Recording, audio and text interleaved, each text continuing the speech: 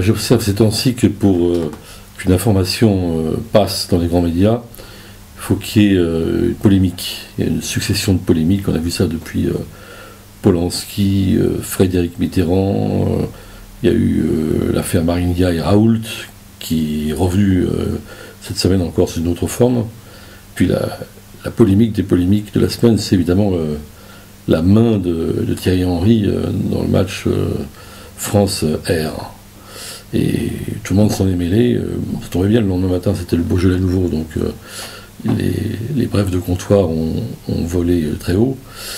Je dirais que même dans ce match-là, la France a été dominée par les Irlandais, parce que la meilleure saillie sur ce sujet, c'est un supporter irlandais qui a conclu qu'on aurait très bien pu, puisque on les a obligés, ces Irlandais, à revoter pour le traité constitutionnel, le traité de Lisbonne, on aurait très bien pu les faire rejouer le match de football. Donc là, c'est toute une digression qui ne nous déplaisait pas à nous autres, justement sur ce caractère un peu antidémocratique de l'Europe.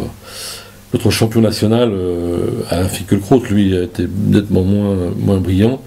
Il est parti de la main d'Henri et il est arrivé à la liesse des jeunes gens après le match contre l'Algérie, et il a été une nouvelle fois saisi d'effroi devant ce monde qui va vers un métissage généralisé.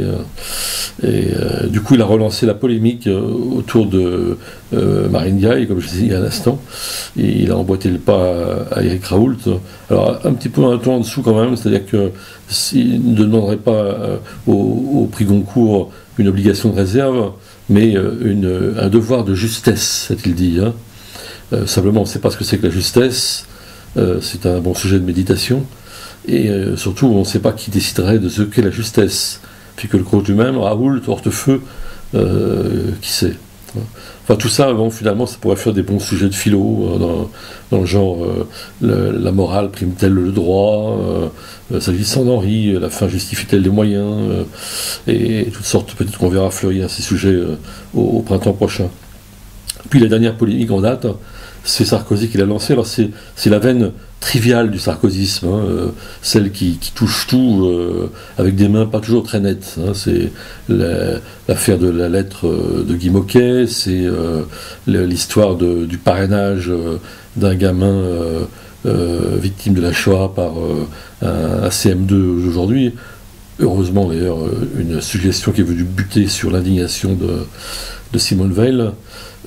Et maintenant, c'est Camus au Panthéon. Alors, simplement, on a envie de dire à Sarkozy, on sent lancer le débat très très compliqué sur le legs intellectuel et moral de Camus, que Camus n'a peut-être pas été un révolutionnaire, il ne l'a pas été à coup sûr, mais en tout cas, c'est l'auteur de L'Homme révolté, et ça a été un anticolonialiste absolument conséquent, des voix qui se sont fait entendre au moment de Sétif en 1945 et de Madagascar en 1947 par exemple. Alors ça suffit pour qu'on puisse dire à Sarkozy de garder ses distances avec ce personnage.